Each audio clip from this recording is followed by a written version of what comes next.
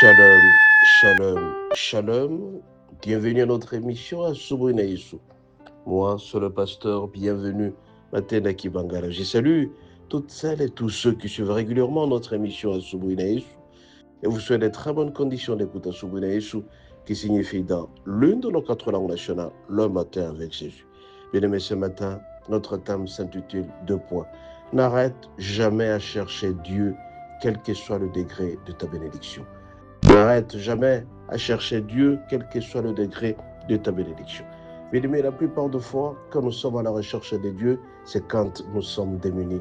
Nous n'avons rien, nous sommes pauvres. Mais une fois bénis, nous tournons les dos à notre Dieu. C'est à ce moment-là qu'il commence notre misère.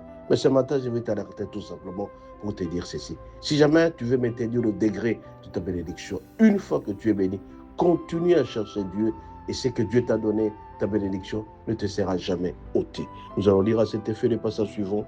Nous allons lire 2 Chroniques 26, du 3e au 6e verset. 2 Chroniques 26, du 3e au 6e. Nous lisons au nom de Jésus. Osias avait 16 ans lorsqu'il devint roi et il régna 52 ans à Jérusalem. Sa mère s'appelait Jécolias de Jérusalem. Il fit ce qui est droit aux yeux de l'Éternel, entièrement comme avait fait Amathias son père. Il s'appliqua à rechercher Dieu pendant la vie de Zacharie, qui avait l'intelligence des visions de Dieu. Et dans le temps où il rechercha l'Éternel, Dieu le fit prospérer. Il s'est mis en guerre contre les Philistins. Il y bâtit les murs de Gath, les murs d'Ebné, et construisit des murs et parmi les Philistins. Verset 7. Dieu l'aida contre les Philistins, contre les Arabes qui habitaient et contre les Moabites.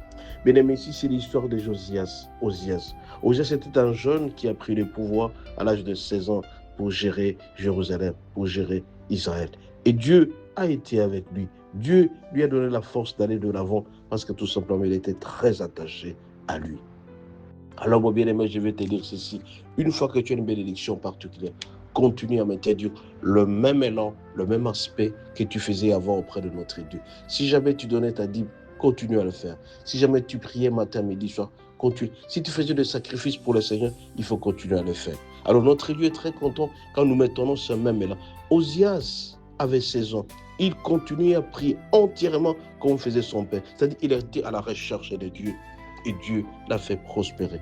Malheureusement, toi, très souvent, quand tu es béni, tu oublies que Dieu t'a élevé et tu commences à faire n'importe quoi. Tu oublies les préceptes même, la base même que Dieu t'a donnée pour pouvoir réussir ta vie. Raison pour laquelle ce matin, je vais t'alerter. Ta bénédiction dépend de la manière dont tu vas traiter avec Dieu. Plus tu continues à coopérer avec Dieu, plus tu es béni. Plus tu prends du recul par rapport à Dieu, plus tu seras maudit et tu ne seras pas béni. Ce matin, je viens te dire, continue à faire la même chose. Continue à prier matin, midi, soir. Continue à louer Dieu. Continue à danser pour le Seigneur. Tout ce que tu faisais avant, continue à le faire. Parce que la personne qui continue à servir Dieu quand il était pauvre et continue à le faire quand il est riche, mon bien-aimé, la bénédiction sera toujours maintenue et ne sera jamais déçue. Mais par contre, malheureusement, nous constatons, quand on est élevé, on oublie le Seigneur. Quand on est élevé, on ne sait plus prier. Quand on est élevé, on ne fait plus l'essentiel que nous sommes appelés à le faire. Mon bien-aimé, ta bénédiction dépend de la manière dont tu vas traiter avec Dieu. Et si jamais tu prends du recul, tu verras les démons vont te couvrir et tu seras malheureux.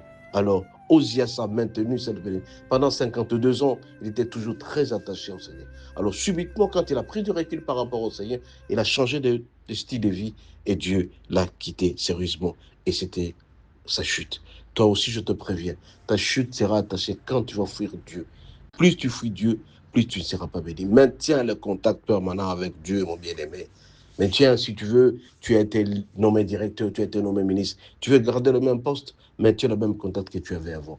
Et si jamais tu dérapes un tout petit peu pour faire ce qui te fait du bien, tout en étant contre Dieu, tu vas le regretter et tu seras très malheureux. Ce matin, je vais t'alerter.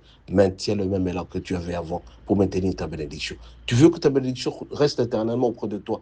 Continue à prier, continue à garder Dieu, continue à coopérer avec Dieu. Plus tu seras attaché au Seigneur, plus ta bénédiction sera maintenue. Et jamais si tu ne le fais pas, tu commences à oublier, tu ne sais même plus prier matin, midi, soir, tu vas perdre ce qui est prévu auprès de toi.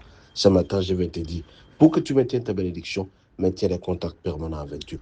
Plus tu es attaché au Seigneur, plus c'est que tu seras maintenu. Moins tu n'es pas attaché au Seigneur, moins ce que tu cherches là sera maintenu auprès de toi. Ce matin, je vais te dire, en commençant la semaine, cette semaine, je vais te dire, pour être conquérant, pour être vainqueur, maintiens le contact permanent avec Dieu. Tout en les craignant, bien sûr, comme il est dit dans Proverbe, comme il est dit dans Proverbe, dans Psaume 128.